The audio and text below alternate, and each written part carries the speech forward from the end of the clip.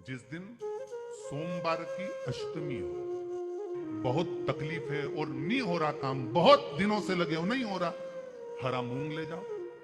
मूंग के दाने तो रहते हैं घर में, केवल 31 मूंग के दाने लेकर जाइए, 31 चावल के दाने लेकर जाइए और 31 ही बेलपत्र लेकर जाइए। जिस दिन सोमवार की अष्टमी हो, कौन से दिन? सोमवार की अष्टमी हो, उस दिन शंकर जी के मंदिर में जाओ, 3 चीज लेकर जाओ, मूंग के दाने, चावल, बेलपत्र। चावल जो 31 लेकर गए हो, अपनी कामना कर कर शंकर जी की देहली पर रख दो, चौखट पर, कहीं पर भी एकांत में उसको रख दिया।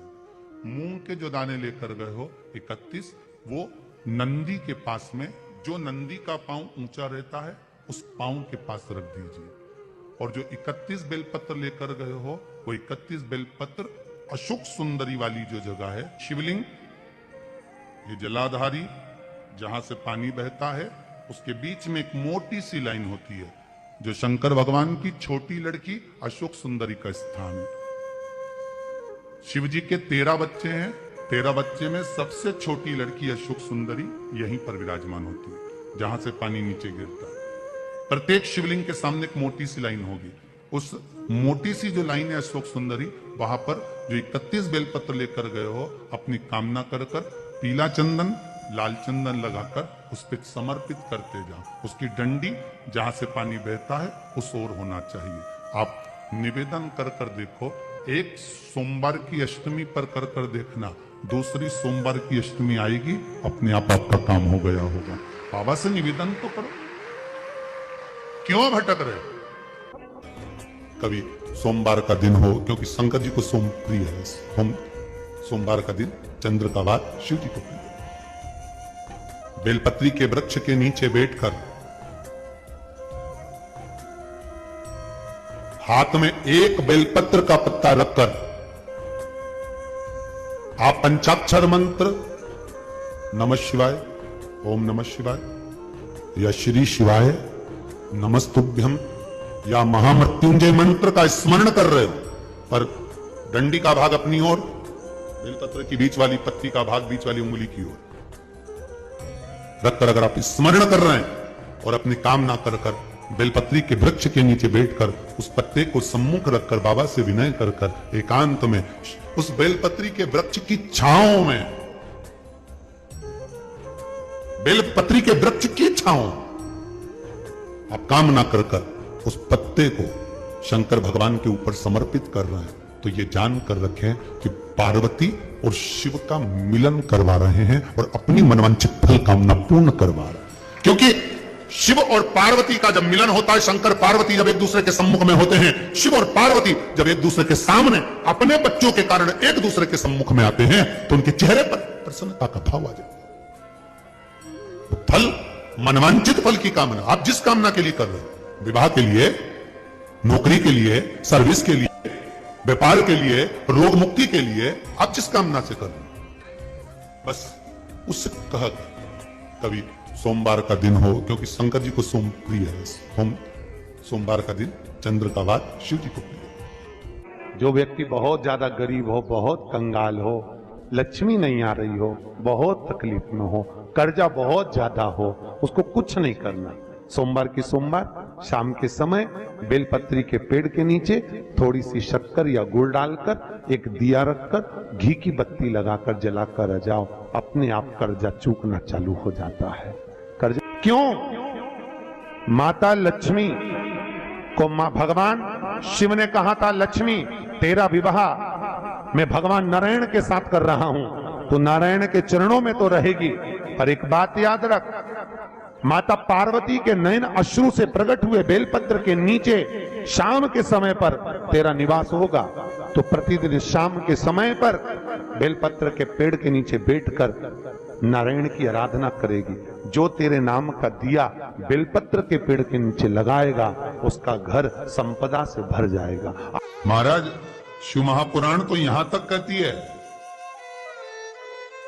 कि आपका कोई काम अटक रहा है, कोई काम नहीं हो रहा, बहुत परेशान हो गए, बहुत थक गए, उस काम के लिए सबके हाथ भी जोड़ लिए, सबके पास होकर आ गए, पर वो काम बढ़ ही नहीं रहा।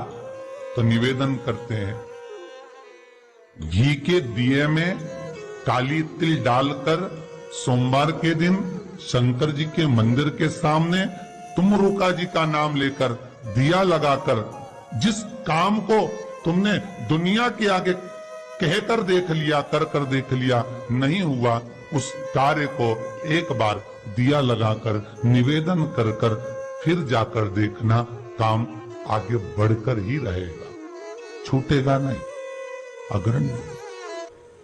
कहीं लग जाए आपकी जिंदगी में कि अब मेरा जीवन बहुत नरक सा निकल रहा है, बहुत कष्टमय निकल रहा है, ये बेलपत्री लेना, इस बेलपत्री के बीच वाले पत्ते पर पीला चंदन लगा लेना। कितना लगाना है? बीच वाला जो पत्ता है उस पर पीला चंदन। जब आपको लगे कि मेरा जीवन बहुत कष्टमय, अब ये रोग, अब ये कष्ट दूर ही नहीं हो रहा, अब ये आए दिन तकलीफ पर तकलीफ बढ़ती जा रही है, आए दिन रोग, बीमारी, पैसा घर में बच नहीं रहा, बहुत कष्टमय जीवन है, इसमें लगाओ पीला चंदन बेलपत्री की बीज पत्ती पर। महाराज, और बीज पत्ती पर जब चंदन लग जाए, लगने के बाद में ये दोनों पत्ती पर लाल चंदन लगा लीजिए। इन दोनों पत्ती के बीच में जो डंडी का भाग होता है, आपको कहा था, आपको स्मरण में होगा शायद, हमने जब बेलपत्री की महत्वता बताई थी तो उस बेलपत्री की महत्वता में कहा था ब्रह्मा विष्णु महेश ये तीन है, बोला था। बीच में ये बड़ी पत्ती से लेकर जो दो पत्तियां होती हैं, इनके बीच में जो जगह बचती है, इसमें मां पार्वती के 64 योगनियां, मां पार्वती अपनी पूर्ण सिद्धि के साथ में जितनी भी देवी के स्वरूप हैं, वो माता 64 योगनियां देवी के स्वरूप में यहां पर विराजमान होती हैं। दो पत्ती के नीचे से जो डंडी होती है नीचे तक, ये पूरी डंडी में 33 कोटि देवी देवताओं विराजमान होते हैं इस पूरी डंडी के अंदर।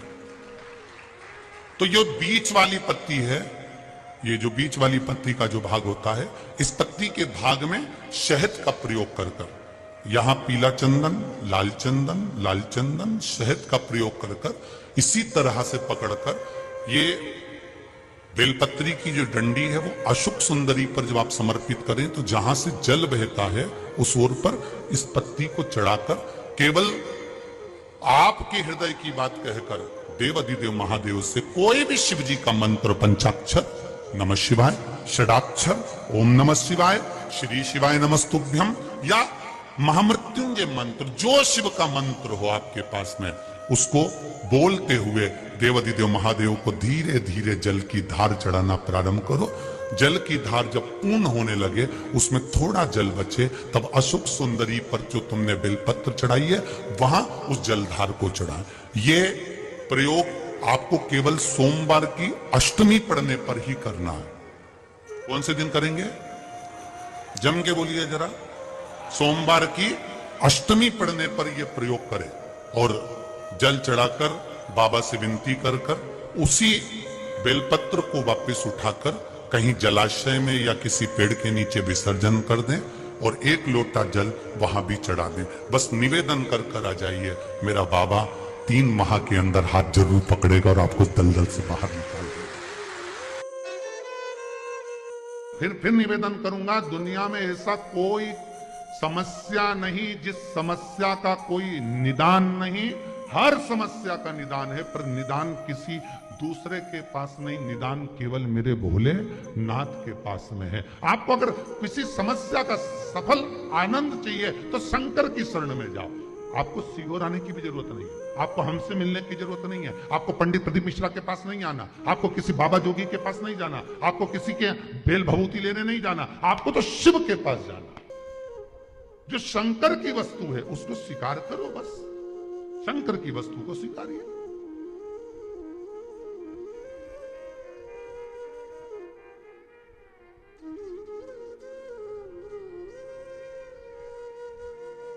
शंकर की वस्तु को स्वीकार करना चालू कर दीजिए। अरे भाई, शिव महापुराण की कथा तो यहां तक कहती है, यहां तक वर्णन कर रही है जिस व्यक्ति की नौकरी नहीं लगती, सर्विस नहीं लगती, हर जगह पर अप्लाई कर रहा है, बार बार इंटरव्यू देने जा रहा है, लगातार उसको अगर सफलता प्राप्ति नहीं हो रही है तो धतूरा ढूंढो। धतूरा कहीं बाजार में नहीं मिलेगा, किसी वृक्ष से धतूरा तोड़ लिया, कुछ मत चढ़ा, तू शंकर जी के मंदिर में जाकर तेरा नाम और गोत्र बोल और शिव जी को धतूरा चढ़ाना चालू कर दे और बाबा से विनती कर, धतूरा चढ़ाना चालू कर। अब धतूरा कोई बहुत कीमती होता है क्या? बहुत पैसे का मिलेगा क्या? कहीं पे नहीं मिल जाएगा। धतूरा तोड़ और चढ़ा शंकर जी को। रोज नियम बना ले कि एक धतूरा मैं शंकर जी को चढ़ाऊंगा, प्रतिदिन चढ़ाऊंगा, शिव जी से जाकर निवेदन करूंगा प्रतिदिन। शंकर जी की प्रिय वस्तु में धतूरा, बेलपत्र आदि आदि की तो है, क्या है? चढ़ा रोज एक धतूरा, फिर वही धतूरा जिसके यहां तू इंटरव्यू देने जा रहा है उसी के सिर पे चढ़ गया। जो तूने शिव जी के चढ़ाया वही धतूरा वहां चढ़ा है, तो क्या? भोला सब दुख काटो,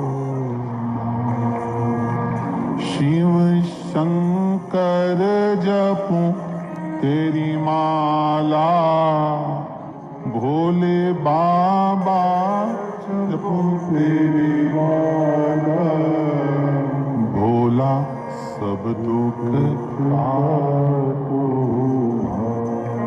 ओ भोला सब दुख काटो।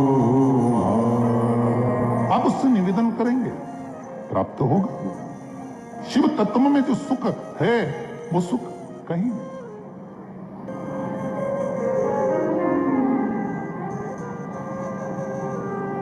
एक मात्र शिव मंदिर में झाड़ू लगा रही हैं अहिल्याबाई,